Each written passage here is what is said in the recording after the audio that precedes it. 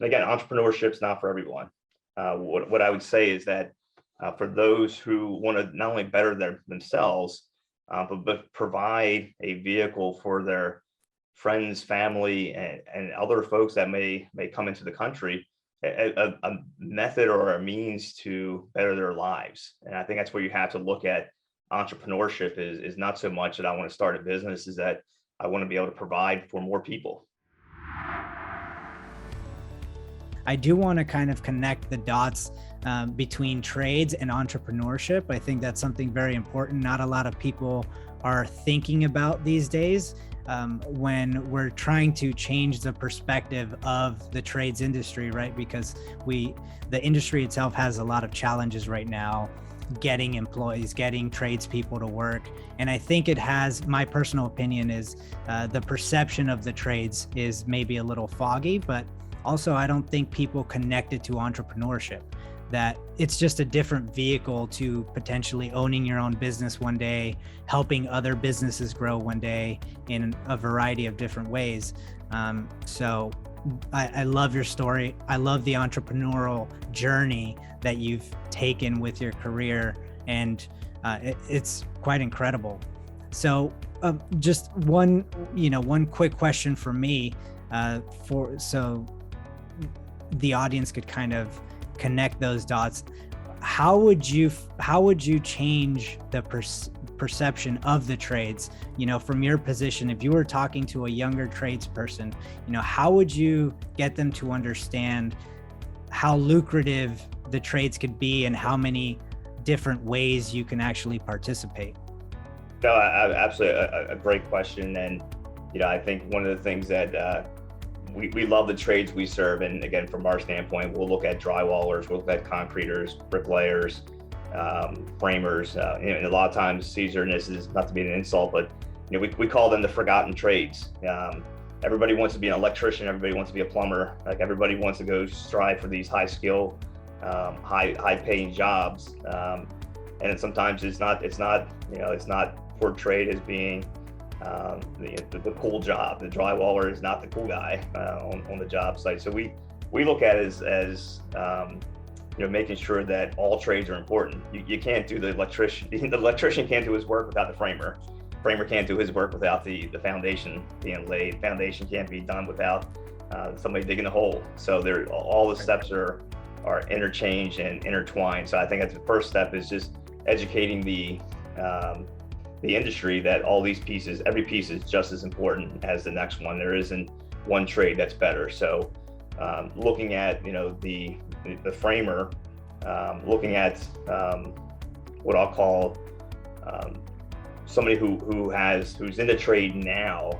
I think for those, again, entrepreneurship's not for everyone.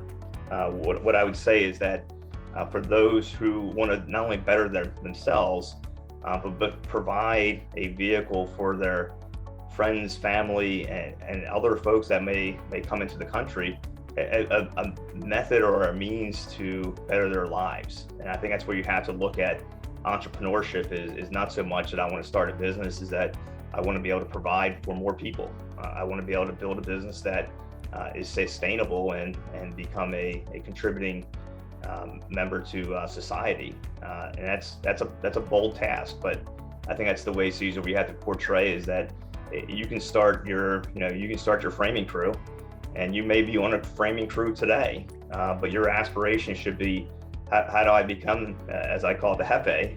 How do you become the boss? And you move from being a boss to leading a crew to leading your own company. Being in the industry now for 25 years, Caesar, I still have friends that 25 years ago that were the guys I talked to about building tools, and now they own the companies. And it's an awesome to see. I have one who did all my block work here at my house, and he is unbelievably successful. He has 10 crews now that is working for him. He started as a one-man show and built it into right now 10-man crew, and he's buying a lot of toys. He's buying new trucks and new equipment for his guys, and just loving life. And he immigrated to the U.S. And truly just worked his butt off, and grew into something that no one thought he could, but he put his mind to it and just hustled. My son's in college right now, and he has got himself into day trading and doing stocks, and he has what he calls his side hustle.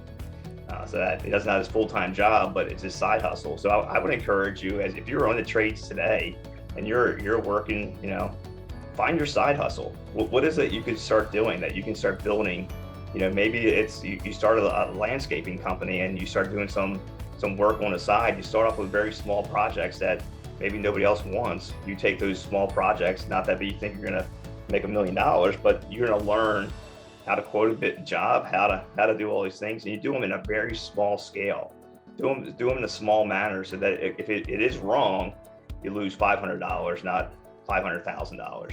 So that would be my advice to everybody in the trade today: is if you have an aspiration of owning your own company, take the leap, start a side hustle. There's very easy to start a company with an LLC, very easy.